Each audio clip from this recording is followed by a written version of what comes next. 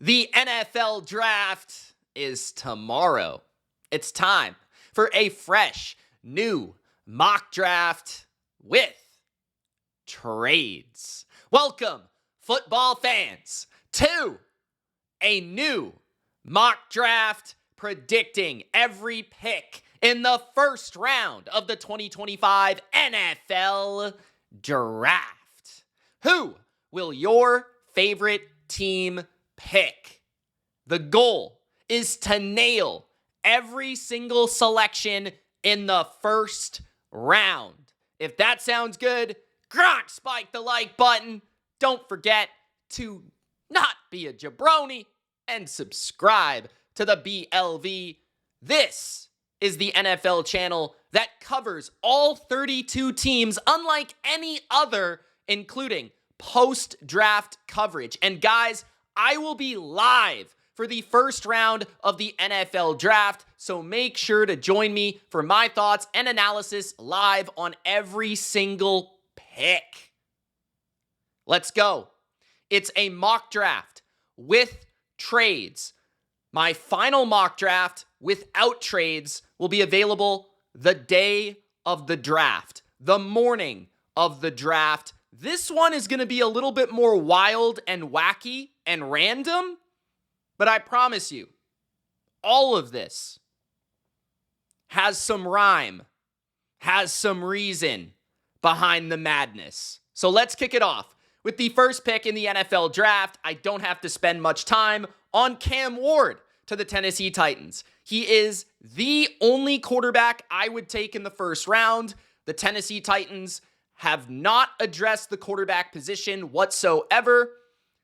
Cam Ward is their hope to be the next Steve McNair in Tennessee. With the second pick, the Cleveland Browns will select Travis Hunter, the wide receiver corner hybrid.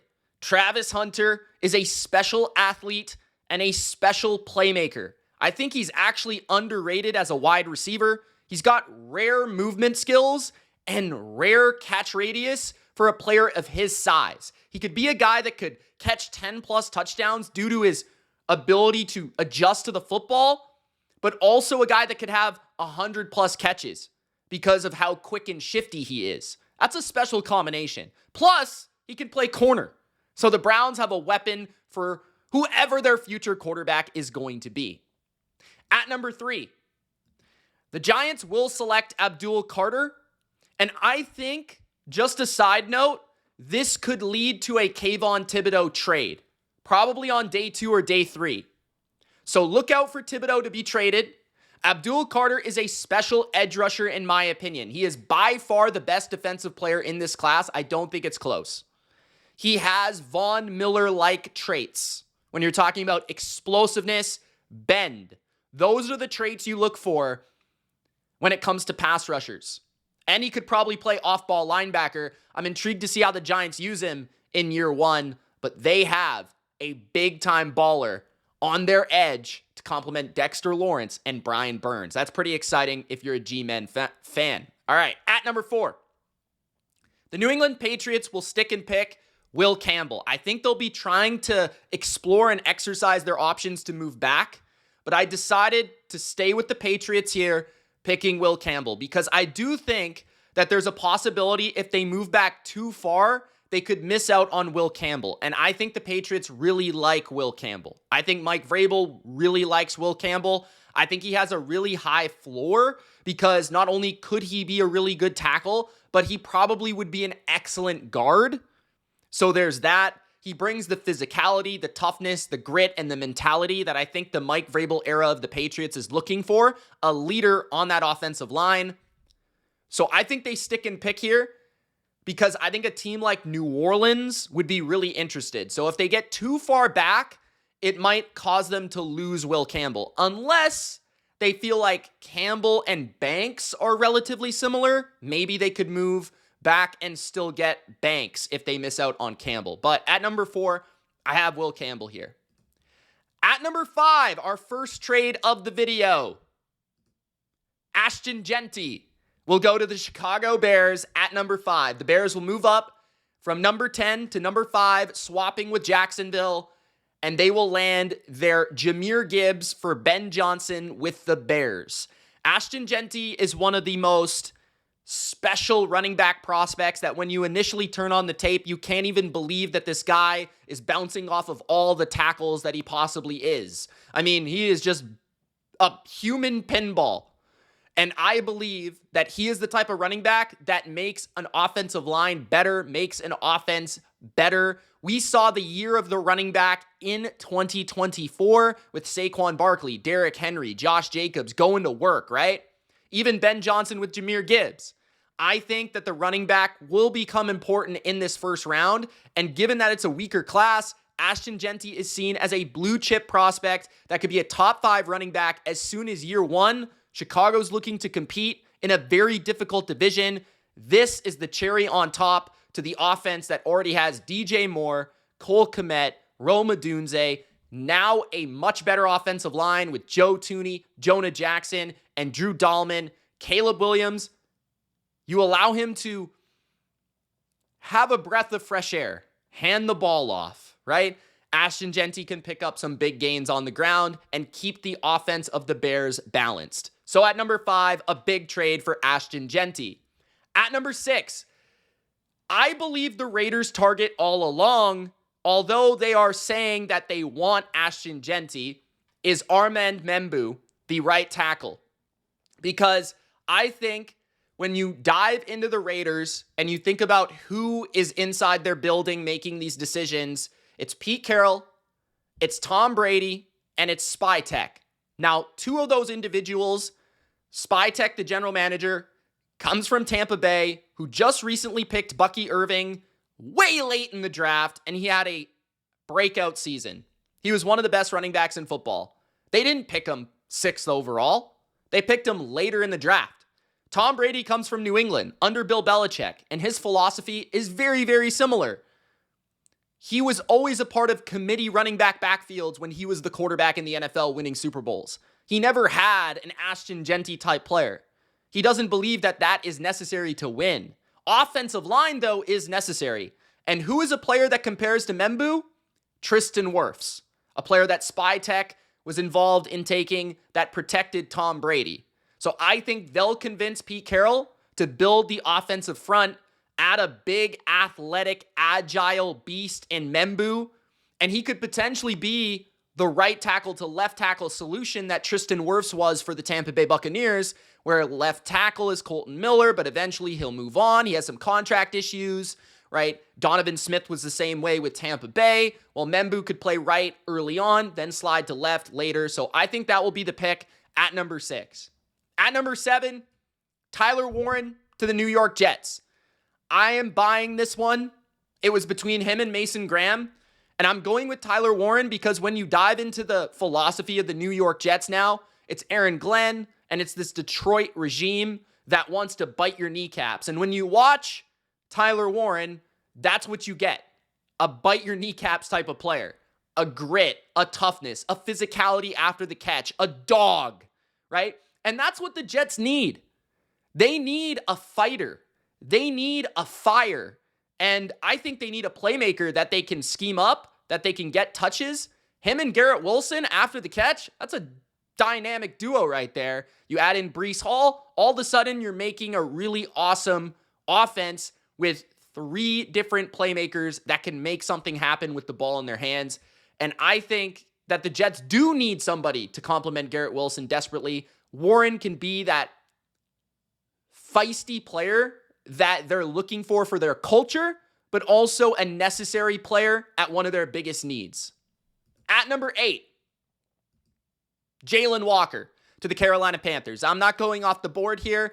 This just feels right. I think Carolina is actually one of the better fits for Jalen Walker because he's a guy that you need to move around to be able to have success with. I'm not the biggest fan overall because I don't know if he's truly an edge or a linebacker. I lean towards edge, but I just feel like he's so small, in terms of the usual edge players that get picked this high, right? Even a guy like Nolan Smith, who I really liked, he went all the way at the end of the first round. So Jalen Walker, he does have some deficiencies, but if you can use him in the right way and you have a plan for him as a chess piece and you can use him in some stunts and some blitzes and align him like Frankie Louvu did in Carolina, I think you could have a lot of success with this guy.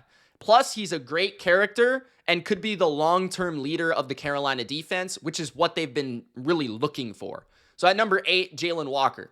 At number 9, Mykel Williams to the New Orleans Saints. Now, personally, this would not be my pick, but from everything that I've heard, this feels like it's going to be the pick. I think Banks is also a possibility here, and in my other mock draft that comes out tomorrow, I might go with that just so that I have both options available, but Williams seems to be a top 10 pick for a lot of people. He seems to be going to the Saints. Everybody across the NFL seems to believe this is the pick.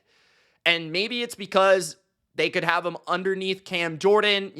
Jordan could tutor him for a year, get him going a year or two, get him going. Williams has great traits, right? He's got the size, he's got the length, he's got a similar profile to Cameron Jordan, and he could be their long-term edge one, which they don't really have a long-term edge one. They have guys like Granderson, who I like. They've got Chase Young, but neither of those guys are edge one type players. And Williams is also, relatively similar to a guy from Georgia that did go first overall in Trayvon Walker, right? Pretty similar type of profile, pretty similar type of player. He dealt with injuries this year. He does have high upside given the traits. So I could see why they'd fall in love here. I just feel like quarterback, offensive line, cornerback are bigger needs. But if they decide defensive line, building from the trenches is the right decision, then I'm not going to persuade them to something else.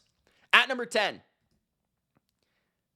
Tetairoa McMillan at number 10. After Jacksonville trades back from number 5 to number 10 with Chicago, they still land their man who I think they would pick at number 5. McMillan recently has been getting steamed up the draft board, or maybe just put back to where he's supposed to be. Because a lot of people were believing that McMillan was falling. Then all of a sudden, now he's back in play in the top 10. And some people even believe he's a lock to go in the top 10. So I don't mind that as a bet if you're looking to bet that.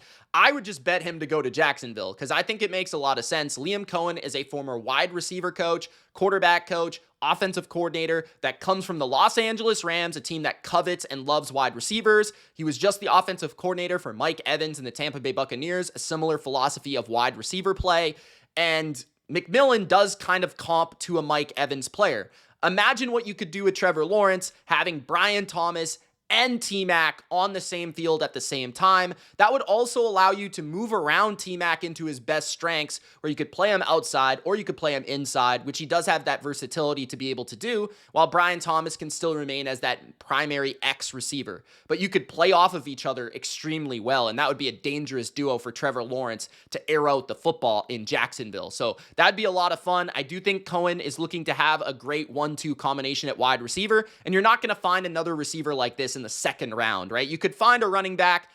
You could find potentially a defensive tackle like Mason Graham-ish in the second round, but you're not going to find, in my opinion, this profile of a big-time potential wide receiver. So at number 10, they go with T-Mac in Jacksonville. At number 11, this allows the 49ers to pick up Mason Graham, who slides down the board. And I think this is actually becoming pretty likely that the Niners will have Mason Graham on their team, or a chance to pick him, right? I don't know if they actually prefer Mason Graham because there will be questions about his arm length, but he is seen as the consensus number 1 defensive tackle. He feels like a guy that is going to be a hit. Like, even if he's not a superstar, he feels like a guy that could be a long-term starter for many years. He brings that ferociousness, that grit, that great quickness and penetration to a defense. He's been very good against the run. I think he would solve a huge issue for the 49ers, which is defensive tackle. That's their number 1 need, in my opinion, and he'd bring a perfect complement for Nick Bosa being the star edge and Mason Graham having the upside to be a star interior defensive lineman. So, yeah, Mason Graham would be just, I think, a home run pick for the 49ers. They couldn't go wrong here. At number 12, Matthew Golden to the Dallas Cowboys. I think this is pretty likely to happen. If T-Mac is gone, I think Golden could be their guy. Even if T-Mac is there, I think Golden could still be their number 1 wide receiver. because he is more in the mold of what they're looking for in terms of that speed, that crafty route running capability, and the separation skills. Plus, he's a superstar from Texas, which sells jerseys if you're Jerry Jones. Dak definitely needs a number 2 wide receiver that can line up outside and stress a defense vertically, but can also do a lot of things underneath. So Golden would make a lot of sense as a complement to CeeDee Lamb. They do have other needs, but I think wide receiver is the clear need that they haven't yet addressed this offseason, and it's very likely to be the pick. At number 13, we have a trade. This was a big one. The Miami Dolphins are going to move back into the draft 13 positions. The Rams are going to move up 13 spots at number 13 and select Colston Loveland, the tight end out of Michigan. This guy is better than I think people think. He could be the best tight end in the draft. He can block well. He can play inline. He can get vertical and I think run really crisp routes, actually better than Tyler Warren. I think he's a smooth athlete. He's a bit of a traditional tight end with the skills of a move tight end, right? The athleticism of a move tight end. He was very important in Michigan's run to win the national championship. I think that's the missing piece for the Los Angeles Rams on offense, is a big-time tight end, a guy that you can move around and you can use in a plethora of ways. Tyler Higbee's getting up there in age. He's coming off major injuries. Loveland could be that third playmaker early in his career, eventually replacing Devontae Adams as the complementary piece to Puka Nacua, right? So, yeah, I think that Sean McVay has never really had a big-time tight end in Los Angeles, but he's been coveting one, right? Like last year, we heard a lot of rumors about Brock Bowers. They missed out on Brock Bowers. There was a huge rumor about them trading up for him. It never ended up happening, but maybe they regret that decision and they go up and they get Loveland, right? I still feel like even if they move up and give up some draft capital, they could still address nickel corner. They could still address safety later in the draft. Like, it's not going to absolutely destroy their draft. It's not going to destroy their roster. This is a team that needs a couple more pieces to truly make a Super Bowl run. And I think a third wide receiver option or a third receiving option and a big time tight end, a young one, could be that type of guy. So at number 13, Colston Loveland to the Rams. We'll talk about the Dolphins pick a bit later. At number 14, the Tampa Bay Buccaneers, because Loveland gets picked and the Rams move ahead of the Colts in order to take Loveland. I should have brought that up. But now you guys understand why they made that move to number 13, right? I considered number 12 as well with Dallas because I felt like maybe Dallas would move back and still be able to get Golden. But when examining the board, I think that Golden might be gone by then.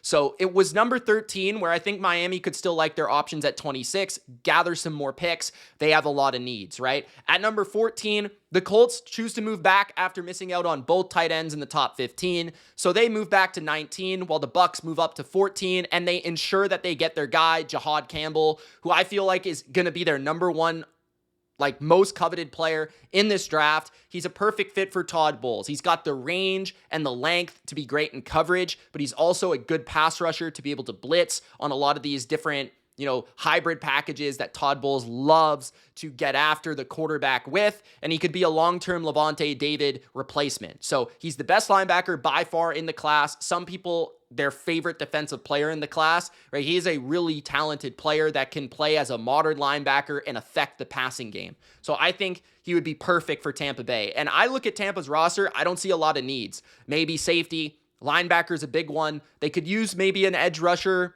something like that, but I feel like this is their year to move up. We've seen the Bucs make subtle movements up the board before, and I think that Jahad Campbell could be the guy that they really go after and make sure this happens. Because after them, right, or before they pick at 19, depending on how you look at it, I feel like Campbell's been mocked to the Falcons. I don't think that's likely, but he has been mocked there.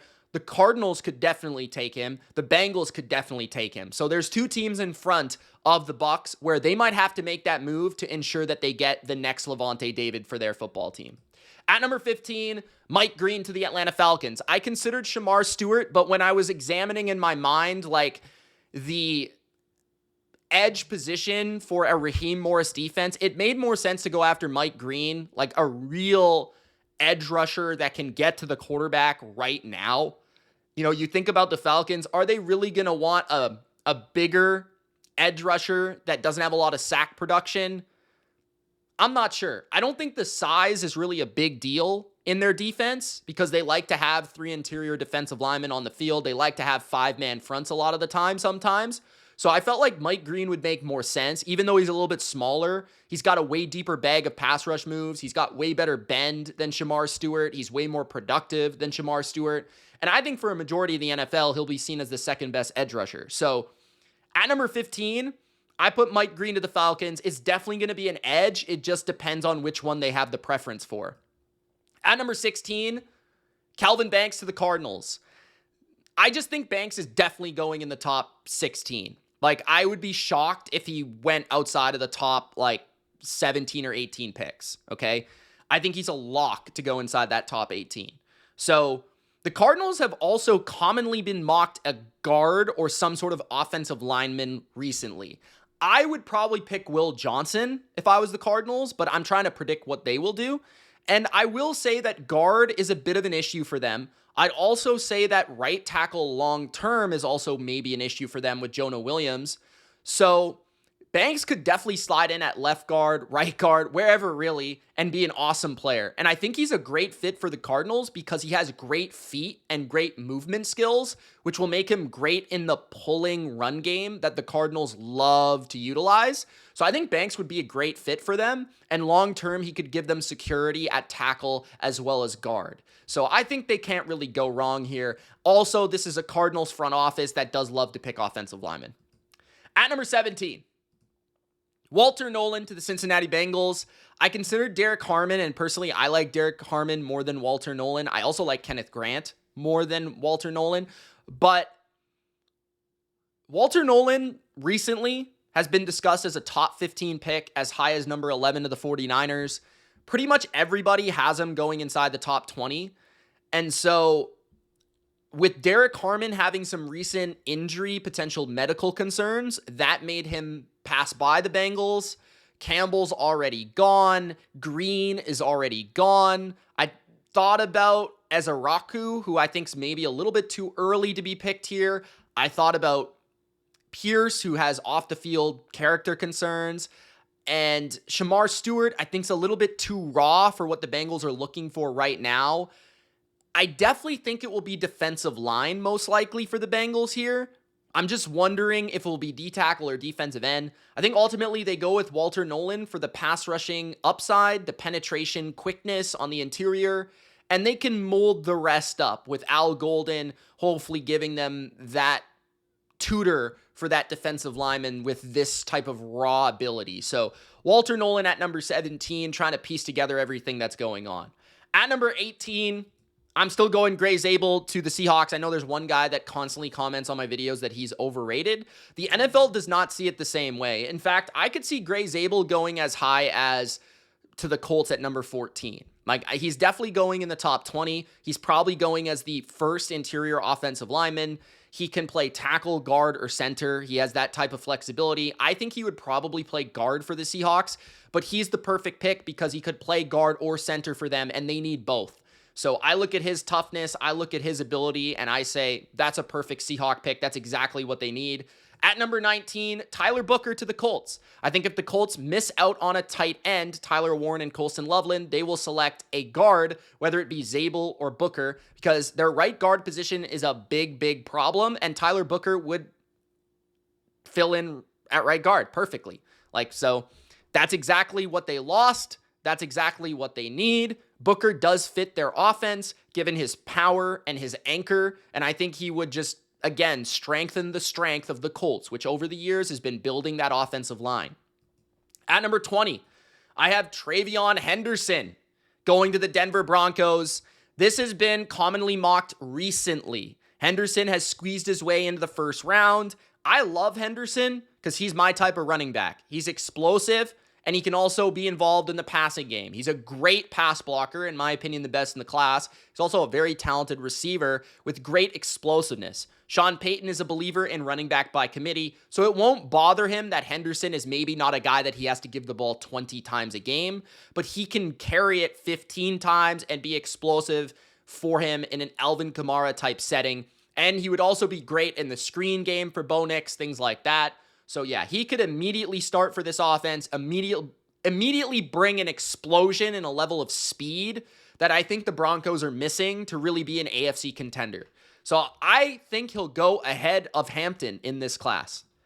At number 21, Jackson Dart to the Pittsburgh Steelers. Now, I really wanted to find a way to move back for the Steelers to pick Jackson Dart, but I couldn't really figure it out. So I'm going to leave this open to you guys. Comment in the comment section below which team should trade up at 21 and allow the Steelers to trade back to get some extra draft capital to still get their quarterback of choice, who I think would be Jackson Dart over Shedeur Sanders, given the rumors that they did not have great interviews with Sanders, and also that I think Jackson Dart fits the Arthur Smith offense a little bit better, given his tendency to be very good off of play action, which Arthur Smith loves to utilize. Now, I also considered Hampton at this pick, but if the Steelers don't pick a quarterback and they don't get Aaron Rodgers, they're kind of screwed. So I went with the desperation choice of going Jackson Dart. Now, the past experience of Kenny Pickett might persuade them to not go in that direction. At number 22, Kenneth Grant to the Chargers. The Chargers want a Michigan man. Kenneth Grant is there. He is an absolute animal against the run. He is a lot more athletic than given credit for and has huge upside as a pass rusher if they can unlock it. Very powerful, can help their run defense. And I feel like they lost Poona Ford, which they're frustrated about, and he would immediately replace him and give them more upside at that position. Plus Harbaugh, Grant was one of his favorite recruits of all time. At number 23, another Michigan man, Will Johnson to the Green Bay Packers. He slides down the board due to medical concerns and the fact that he didn't really run or showcase his athleticism to a proper degree, but his tape is incredible. I think he's the best corner in the class. It just so happens that there's a player like this that slides down the board every year, and I think it will be due to the concern about defensive line needs, offensive line needs, and then also his kind of inability to play last year. A lot of questions regarding the player, Will Johnson. I think that a cornerback needy team will grab him in this range, and I think that's Green Bay, who might be trading Jair Alexander. Will Johnson would allow them to do that. They also play a lot of zone, which Will Johnson fits right at home with. He's also got the length and the size that would be perfect for the Packers with that 49ers Seattle-esque scheme. So yeah, Will Johnson, the Packers, would be a perfect pick for them. At number 24, Derek Harmon to the Vikings. A lot of people have them picking a safety, but I think Brian Flores would not be able to pass up a defensive lineman with this type of value. Despite the injury concerns as of late or the medical concerns as of late, I think Harmon could be the best defensive tackle in this class with that type of upside. He's the best pass rusher at this position in the class with his ability to win with hands, power, and that quickness that you look for, right? He led the nation in pressures, all that sort of stuff. So you look at the depth chart for the Vikings. Yes, they signed Hargrave, and yes, they signed Allen, but those guys are old. Those guys have been more beat up and injured. Phillips is also old. So looking at the long term of this position, the front is going to be very important in this division moving forward with Chicago's offensive line, with the Lions' offensive line, with the Packers' offensive line. You need talented defensive fronts, and Derek Harmon could be an absolute stud steal here at number 24. At number 25, Donovan Jackson to the Texans. For whatever reason, I don't really understand it myself, Jackson has been mocked to the Texans more than Simmons, which leads you to believe that that could be the pick. That could be the preferred option. Now, when looking at the roster of the Texans, you can make an argument that Jackson will be more readily available sooner than Simmons, which will make him better for a team that's looking to compete this year in the Houston Texans. So Jackson could immediately slide into guard and be pretty dominant. I actually think at guard he's going to be really good because he's extremely powerful and he's got great anchor to his game, which is allowing him to hold up for CJ Stroud, who's a pocket guy, right? And think about Nick Caserio, right? He comes from New England. Like Tom Brady was always affected by interior pressure, not external pressure, not edge pressure, right? In interior pressure. So if you could get a guy that can really hold up with great anchor inside, that's going to allow CJ Stroud to thrive, right? So that makes sense. They also brought in Trent Brown. They brought in Cam Robinson. They still do have, a Howard who can also play tackle if need be. So they have tackle solutions, but their guard situation is kind of desperate. He's also an Ohio State teammate of CJ Stroud, adored by CJ Stroud. So it makes sense. At number 26, Jahdae Barron to the Miami Dolphins. They could have grabbed him at 13. He's being mocked to 13. I don't think he's going to go that high. And I wouldn't, get him to go that high because he's a nickel corner at the end of the day. Like, I don't think he's going to be a perimeter corner in a lot of defenses unless they play a ton of zone, right? But he ran well enough. You know, Miami does prefer speed, and Will Johnson does have questions about the speed. So if he did go 13, I wouldn't be too shocked just based on what everybody is saying. But I think he's going to be a great nickel corner, a great, safety type, because he's got great ball skills, great awareness, great IQ, great break on the football, great understanding of the awareness around him, like wide receiver concepts, routes, all that sort of stuff. Barron's a baller, man. So that's why I have him going to Miami here. They definitely need a defensive back. I'd prefer them to go on the line of scrimmage, but they're never a team that really looks to upgrade that area of their team too often. Maybe they spend later draft picks on that after trading back. It would make a lot of sense after all the needs that they do have. At number 27, Nick Emmanwori to the Baltimore Ravens. This has been, I feel like there's some steam here for this one. I think he's going to be the first safety off the board. If I had to say, I think he could go to the Vikings, but I decided to go with Harmon to the Vikings. I think the Ravens are looking for a safety. They picked a corner last year. They brought in Chidobe Awuzie, so I think corner is less likely than safety. Edge could happen if they miss out on the safeties in the first round, but I like him because he's a hybrid player that's going to allow Kyle Hamilton to move around, right? He's got the range to play free safety, but he's also got the size to play strong safety in the box. And then you also think about, okay, Marlon Humphrey's contract is coming up. You also think about Washington, who's their other safety, who's on a one-year deal. So Emmanwori is a long-term solution in that secondary to complement Kyle Hamilton. You've got two crazy big safeties, and Emmanwori is a crazy athlete. And you take him and you can place him wherever you want. At number 28, Shamar Stewart to the Detroit Lions. I think Detroit would be elated to get this guy. I feel like this is their type. He is an absolute specimen. He is big, he is powerful, and he is freaky quick for a guy that big. And I think they could coach him up, right? I think Detroit looks at their staff and they feel like that they can take a player and mold him into something special. And they do need an edge player on the opposite side of Aiden Hutchinson. I don't think Marcus Davenport is a long-term solution. Shamar Stewart, they could develop. He can play against the run early on very well and set the edge, so that won't be a concern for Detroit's defense. They love the size of this player, and then they can work with the skills and the tools that he has to become a great pass rusher. So yeah, they could go guard here, but given the current board, I think they go towards the defensive end. At number 29, the Washington Commanders go with the running back Amorian Hampton. I almost said Amorian Hampton. Hampton to the Commanders. I think this could happen. I think the Commanders could pick a running back because when you think about their offense, the missing piece of their offense is an explosive running back. And imagine an explosive running back that can do everything well like Hampton on all three downs like Hampton, and he's partnered with Jaden Daniels. Like, you've got an explosive guy like this partnered with Jaden Daniels. That's going to make your offense even more difficult to stop. Make a strength a further strength instead of drafting a safety or a corner or an edge rusher that might just slightly upgrade, a weaker unit. You can make your offense that much more explosive. And they saw the Eagles right in front of their face 3 times last year. So Hampton is the answer to Saquon Barkley.